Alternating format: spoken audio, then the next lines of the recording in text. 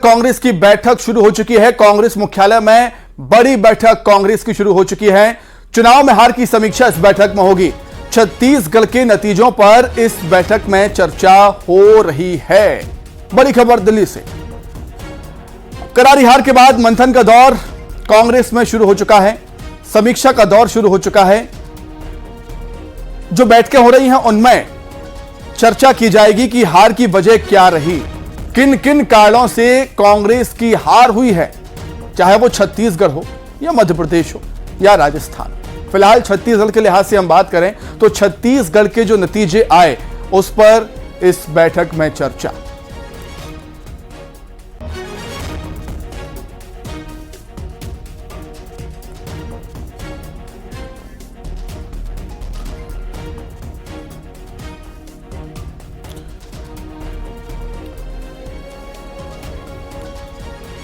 चलिए ठीक है। तो हाहाकार मचा हुआ है कांग्रेस में करारी हार पर। अब विचार विमर्श मंथनों का दौर चल रहा है। 3 अलग अलग जगहों से हमारे सहयोगी जुड़े हुए हैं। दिल्ली से अशरफ काजमी हैं, रायपुर से ममता लांजवार हैं, राजधानी भोपाल से हमारे साथ शैलेंद्र चौहान जुड़े हुए हैं। अशरफ, सबसे पहले मैं आपके पास आ रहा हूं। 3 राज्यों में मिली करारी हार के बाद अब एक ही विकल्प बचता है कांग्रेस के पास, समीक्षा करना, मंथन करना, विचार विमर्श करना और जो हार के कारणों को तलाशना। अशरफ। बिल्कुल सुमित, आप सही कह रहे हैं कि इनके पास यही एक काम है कि समीक्षा करें और हार के कारणों को जाने कि हम हारे क्यों। और उसकी जरूरत इसलिए है क्योंकि अब 2024 का लोकसभा चुनाव बिल्कुल सिर पे है। क्योंकि अगर इन्हें दोबारा फिर से अपनी जमीन मजबूत करनी है तो हार के कारणों को जानना होगा और उन गलतियों को दोबारा नहीं दोहराना। लेकिन एक चीज बहुत साफ है, यहाँ पे जो खेमेबाजी है, गुटबाजी है, भीतरघात है, ये बहुत ज्यादा है और उसी का खमियाजा विधानसभा चुनाव में पार्टी ने भुगता है।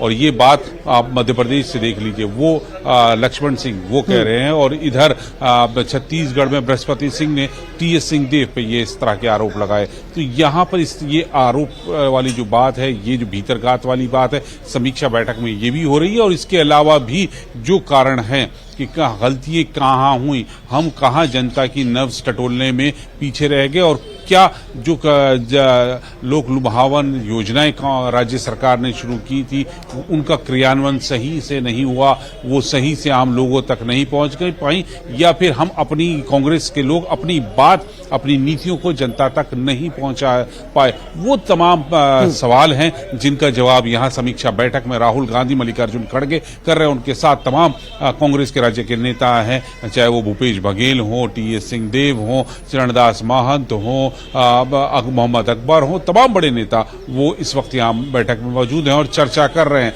कि हम हारे क्यों। और ये जो चर्चा है सिर्फ ऐसे नहीं, ये पूरे आंकड़ों के साथ, पूरी तैयारी के साथ यहाँ पर कांग्रेस के नेता आए हैं और वो उन आंकड़ों को इस मीटिंग में रख रहे हैं और पूछ रहे हैं कि ये आंकड़े इस तरह के क्यों आए हैं, कि जिसमें ज्यादातर में यही दिखाया जा रहा है कि बीजेपी का वोट प्रतिशत बढ़ा है, उनका पिछले चुनाव के मुकाबले वोट प्रतिशत बढ़ा है।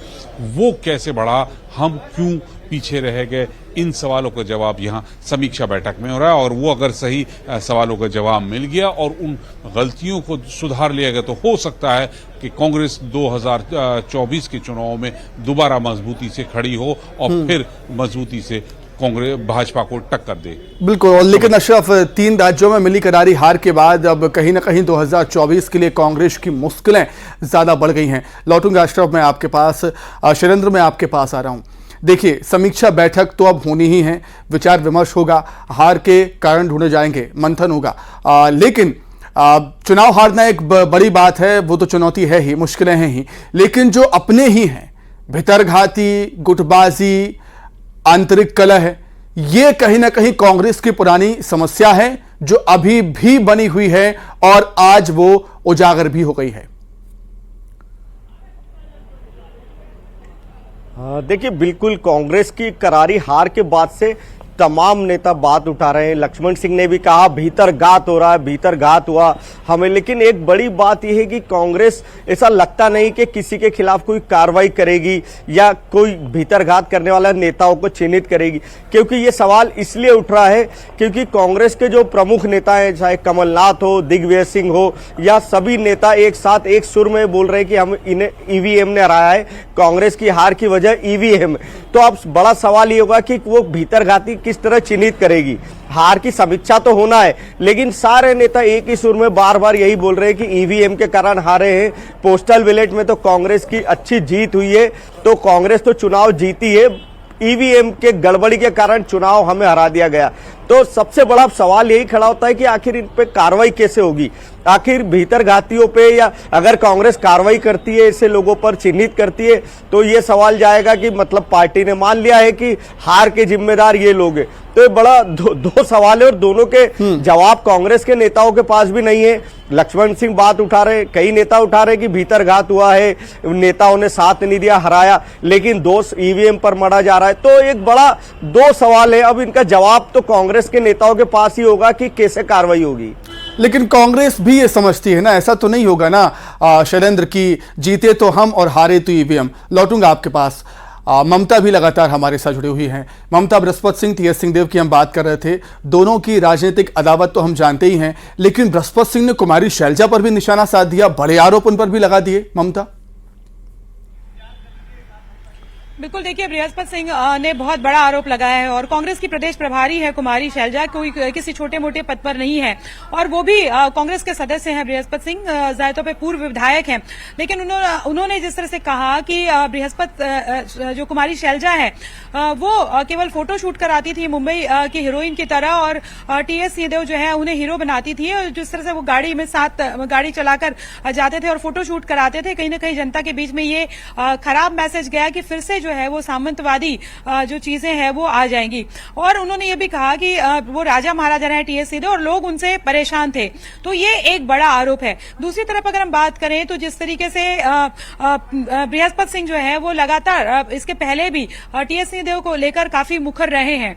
तो अभी अगर हम बात करें, चूंकि चुनाव के नतीजे आए, बृहस्पति सिंह का जब टिकट काटा गया तो उसके बाद ये इस बात को लेकर भी चर्चा तेज हो गई कि क्या पर्सनल व्यक्तिगत दुश्मनी के लिए टीएस सिंहदेव जो है, व्यक्तिगत रंजिश के लिए के चलते टीएस सिंहदेव ने जो है वो बृहस्पति सिंह की टिकट काटी। कुछ कांग्रेस के लोग हैं, उनका कहना था कि यदि बृहस्पति सिंह को टिकट दी जाती तो न केवल अपना विधानसभा वो जिताते, बल्कि आसपास की जो विधानसभा है उसको लेकर भी जो है वो जीत मिलती। लेकिन दूसरी तरफ अगर बात करें तो कुछ लोगों का ये कहना है कि पार्टी ने सर्वे के आधार पर टिकट काटा। इसी को लेकर हमने बृहस्पति सिंह से भी सवाल किया तो उनका कहना था कि अगर सर्वे के आधार पर टिकट काटा गया तो टीएस सिंहदेव के खिलाफ तो लोग सड़कों पर उतरे थे, उनकी टिकट क्यों नहीं काटी गई। और जो बिल्कुल कह सकते हैं ममता, कह सकते हैं ममता कि 2024 के पहले कांग्रेस में अब मुश्किल का दौर, एक मुश्किल वक्त से कांग्रेस गुजरती हुई अब हमें नजर आ रही है। बहुत शुक्रिया अशरफ, आपका बहुत धन्यवाद। ममता, आपका बहुत धन्यवाद। आपका शैलेंद्र जुड़ने के लिए, तमाम बातचीत के लिए। आगे बढ़ेंगे, बात करेंगे मोदी सरकार की करप्शन पर। मोदी सरकार ने एक बार फिर से वार किया। उड़ीसा में जब्त 200 करोड़ को लेकर पोस्ट किया है पीएम मोदी ने। कहते हैं जनता से लूटी पाई पाई लौटानी पड़ेगी, यह मोदी की गारंटी है। कांग्रेस सांसद धीरज साहू के ठिकानों पर रेड मारी गई थी। उड़ीसा और रांची में 2 दिन से जारी है यह कार्रवाई। अब तक आयकर की टीम को 200 करोड़ रुपए मिल चुके हैं और इसी को लेकर प्रधानमंत्री नरेंद्र मोदी ने सोशल मीडिया पर पोस्ट किया है। उड़ीसा में जब्त हुए 200 करोड़ रुपए को लेकर पोस्ट किया है। वो कहते हैं कि जनता से लूटी पाई पाई लौटानी पड़ेगी, ये मोदी की गारंटी है। जी हां, कांग्रेस के सांसद धीरज साहू के ठिकानों पर रेड मारी आईटी की टीम, आयकर विभाग की टीम ने। उड़ीसा और रांची में 2 दिन से रेड की कार्रवाई जारी है। छापामार कार्रवाई चल रही है अभी तक और अब तक आयकर टीम को 200 करोड़ रुपए मिल चुके हैं। आपके सामने देखिए, इतनी बड़ी मात्रा में कैश बरामद किया है।